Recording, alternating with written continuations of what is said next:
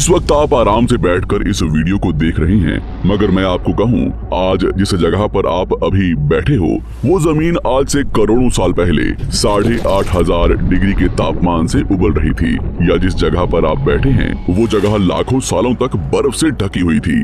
ये दोनों बातें सच हैं। इस 15 मिनट की वीडियो के अंदर आप पृथ्वी के 450 करोड़ साल के सफर को देखने वाले हैं। जिस जगह आज हमारा सौरमंडल है, वहाँ विभिन्न प्रकार की गैस और धूल के बादल हुआ करते थे। वैज्ञानिकों के मुताबिक इन धूल के बादलों से दूर एक तारा हुआ करता था। वक्त के साथ साथ उस तारे की ऊर्जा कम होने लगी, जिसके कारण उसके अंदर एक विशाल विस्फोट हुआ। विस्फोट की वजह से अंतरिक्ष की ये धूल एक दूसरे से दबने लगी। इस दौरान बादलों में स्थित धूल के कण दबाव और गर्मी के कारण बड़े उल्कापिंड और पत्थरों में परिवर्तित हो चुके थे, और इसी दबाव की वजह से इन बादलों में स्थित रेडियो एक्टिव पदार्थ ने ग्रेविटी का निर्माण किया। इस ग्रेविटी के कारण बीच में हाइड्रोजन और हीलियम इकट्ठा होने लगे। बीच के इस भयंकर दबाव के कारण एक विशाल विस्फोट हुआ, और इसी विस्फोट के कारण हमारे सूरज का जन्म हुआ। अंतरिक्ष में फैले एस्टेरॉयड यानी क्षुद्र ग्रहों में भारी वजन की वजह से सूरज के करीब आकर सूरज की परिक्रमा करने लगे। धीरे धीरे इन्हीं एस्टेरॉयड में भारी टकराव हुआ, जिसके फलस्वरूप मरकरी, विनस, अर्थ और मार्स जैसे ग्रहों का निर्माण हुआ। वैज्ञानिकों के मुताबिक उस वक्त पृथ्वी और मार्स यानी मंगल ग्रह के बीच थिया नामक ग्रह सूरज की परिक्रमा किया करता था। पृथ्वी पर ग्रेविटी होने की वजह से सूरज की परिक्रमा करने वाले एस्टेरॉयड अब पृथ्वी की परिक्रमा करने लगे, और धीरे धीरे करोड़ों सालों तक ये पृथ्वी पर गिरते रहे। और ऐसी घटना हमारे पड़ोसी ग्रह थिया पर भी हो रही थी, जिसके कारण थिया पृथ्वी के और करीब आने लगा और आकर पृथ्वी से टकराया।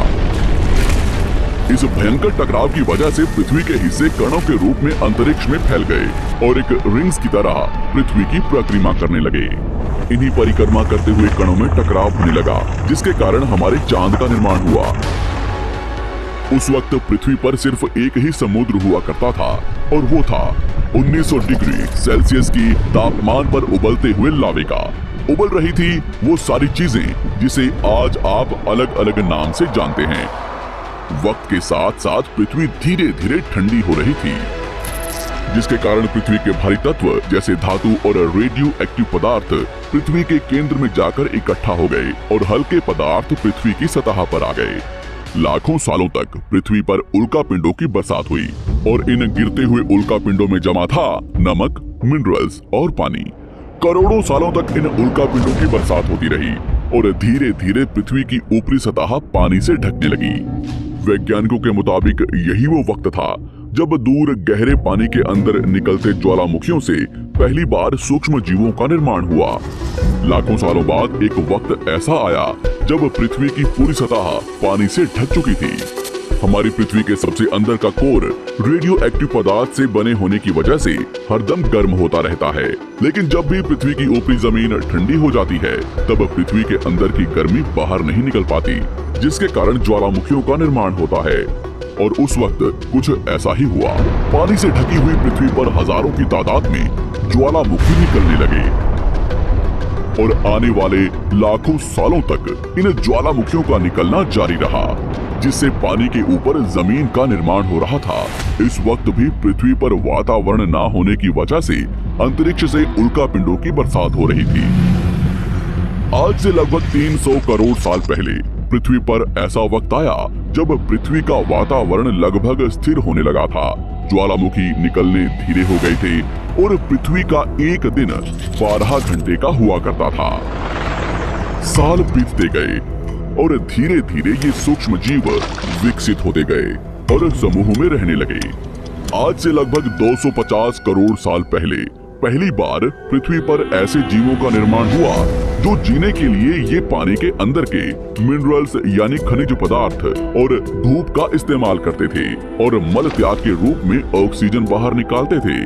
इस वक्त तक पृथ्वी पर ज्यादातर ज्वालामुखी निकलने बंद हो चुके थे, और इन माइक्रोबैक्टीरिया की वजह से वातावरण में ऑक्सीजन की मात्रा बढ़ रही थी।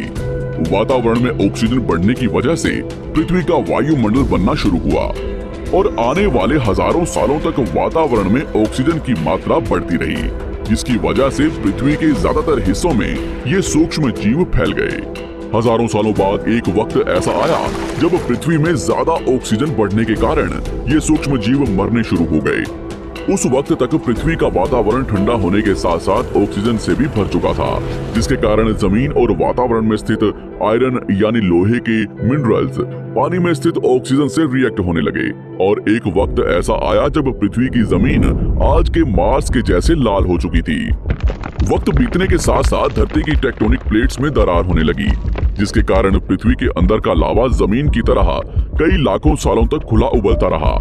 और यही वो कारण था जिसके कारण पृथ्वी के वातावरण में कार्बन डाइऑक्साइड की मात्रा बहुत बढ़ गई और पृथ्वी पर एसिड की वर्षा शुरू हो गई। एसिड रेन की वजह से पृथ्वी का तापमान घटने लगा और तापमान इतना घटा कि पृथ्वी के ऊपर स्थित पानी बर्फ में परिवर्तित होने लगा। पृथ्वी पर पहली बार भयंकर आइस एज आया। इस वक्त पूरी पृथ्वी सफेद बर्फ से ढक चुकी थी।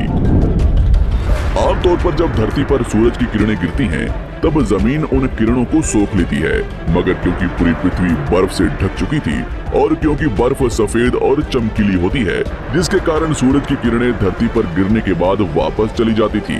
इसी कारण से पृथ्वी कई लाखों सालों तक बर्फ से ढकी रही, मगर फिर से पृथ्वी के अंदर स्थित गर्मी ज्वालामुखी के रूप में निकलना शुरू हो गई और इन ज्वालामुखियों से निकलने वाली गर्मी ने बर्फ को पिघलाना शुरू कर दिया।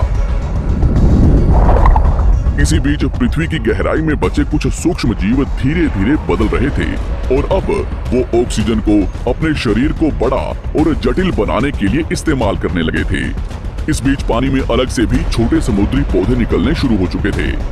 बाहर जैसे जैसे ज्वालामुखी निकल रहे थे, वैसे वैसे वातावरण कार्बन डाइऑक्साइड की वजह से गर्म हो रहा था। वक्त के साथ साथ बर्फ तो पिघलने लगी, मगर धरती पर फिर से एसिड की वर्षा शुरू हो गई, जिसके कारण फिर पृथ्वी ठंडी होने लगी और फिर पृथ्वी की ज्यादातर सतह बर्फ से ढक गई। ऐसा बार बार कई हजारों सालों तक होता रहा और इसी कारण से अब समुद्री जीव धीरे धीरे वातावरण के हिसाब से विकसित हो रहे थे। इस बीच कई सारे जीव और समुद्री जंगल्स विलुप्त हो गए, मगर जो बच गए वो धीरे धीरे पृथ्वी के बदलते तापमान के हिसाब से ढलते गए और अब हजारों सालों बाद समुद्री पेड़ बर्फ की वजह से पूरी तरह से मरते या सूखते नहीं थे। अब सूक्ष्म जीव समुद्री जीव बन चुके थे। जब फिर से ज्वालामुखियों ने पृथ्वी की बर्फ को पिघलाना शुरू किया, तब ये समुद्री पेड़ जल्दी विकसित होकर फैल गए। धीरे धीरे वातावरण में ऑक्सीजन की मात्रा बढ़ने लगी और पृथ्वी पर होने वाली एसिड की वर्षा कम होने लगी। वातावरण में ऑक्सीजन आने की वजह से पृथ्वी की ओजोन लेयर्स मोटी होने लगी और आज से लगभग 47 करोड़ साल पहले पृथ्वी की ऊपरी सतह पर पहली बार मोसोस नामक प्लांट उगना शुरू हुआ। वक्त के साथ साथ जमीन पर अलग अलग प्रकार के पौधे और पेड़ उगना शुरू हुए। एक वक्त ऐसा आया जब जमीन के पेड़ों की लंबाई लगभग 80 से 100 फीट जितनी या आज की 5 से 6 मंजिला बिल्डिंग जितनी ऊंची हो चुकी थी। ये वो वक्त था जब समुद्री जानवर समुद्र से बाहर निकल रहे थे और जमीनी जानवरों में परिवर्तित हो रहे थे। धरती की ज्यादातर जमीन एक जगह इकट्ठी हो चुकी थी, जिसे आज हम पैंजिया महाद्वीप के नाम से जानते हैं। पृथ्वी का वातावरण और तापमान लगभग स्थिर हो चुका था और अब करीब 21 से 23 घंटे का दिन हुआ करता था। अब समुद्री जीव पानी से बाहर रहने लगे थे और वातावरण के हिसाब से उनके शरीर का रंग रूप बदल रहा था। धीरे धीरे ये जमीनी जानवर डायनासोर्स में परिवर्तित हो गए। जिन डायनासोर्स ने पेड़ पौधे खाने शुरू कर दिए, उनका शरीर लंबा और विशाल रूप से विकसित होने लगा। कुछ डायनासोर्स शिकार किया करते थे, जिसके कारण वे छोटे और तेज होते चले गए।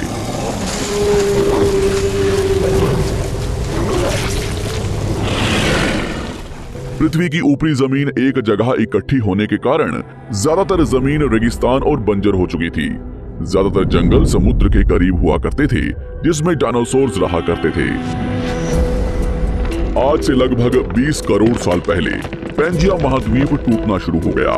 पैंजिया के विभाजित होने की वजह से पृथ्वी की ज्यादातर ऊपरी जमीन पानी के संपर्क में आने लगी, जिसके फलस्वरूप पृथ्वी पर हरियाली बढ़ती गई, जिस वजह से डायनासोर्स और ज्यादा विभिन्न और विशाल होते चले गए।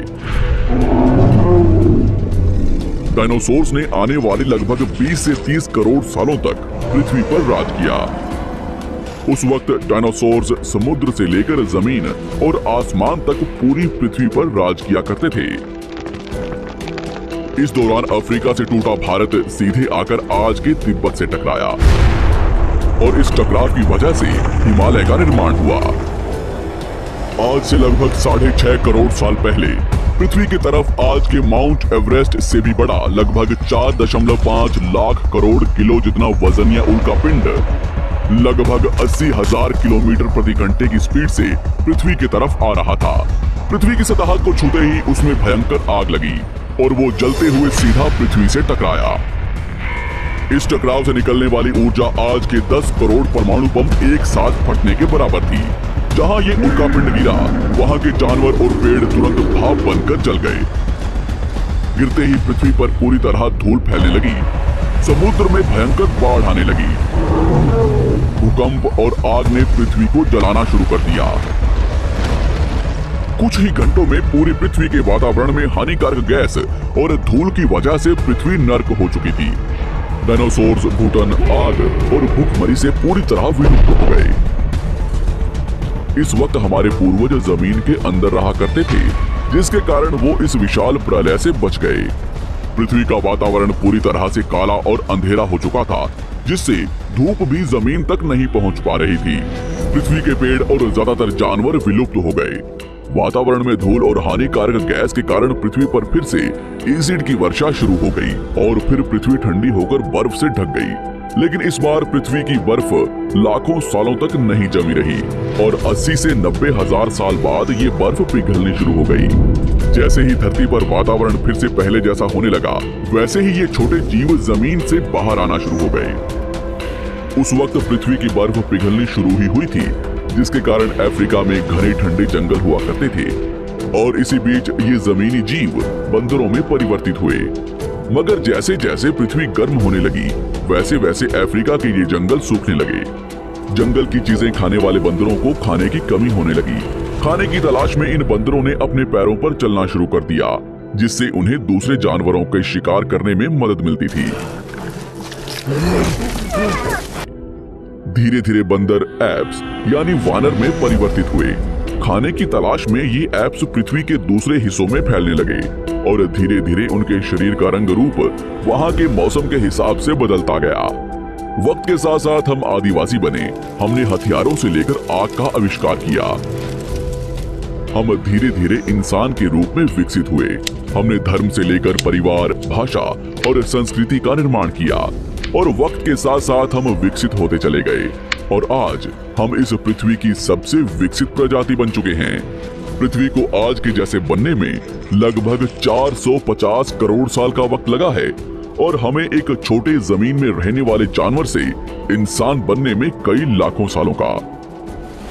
मगर हमने इन 100 सालों में जितना पृथ्वी को गंदा और तबाह किया है, उतना आज तक किसी भी प्रजाति ने नहीं किया होगा। हम फिर से धरती को गर्म कर रहे हैं और कार्बन डाइऑक्साइड की मात्रा बढ़ा रहे हैं। वैज्ञानिकों का मानना है कि पृथ्वी पर फिर से विशाल परिवर्तन होने वाला है। भविष्य में पृथ्वी कैसी होगी, जानेंगे हमारी अगली वीडियो में। नमस्कार, आप देख रहे हैं पठान ऑफिशियल 8619 यूट्यूब चैनल को सब्सक्राइब करना ना भूले। आशा करता हूं कि आपको वीडियो पसंद आई होगी। अच्छी वीडियो देखने के लिए लाइक करें।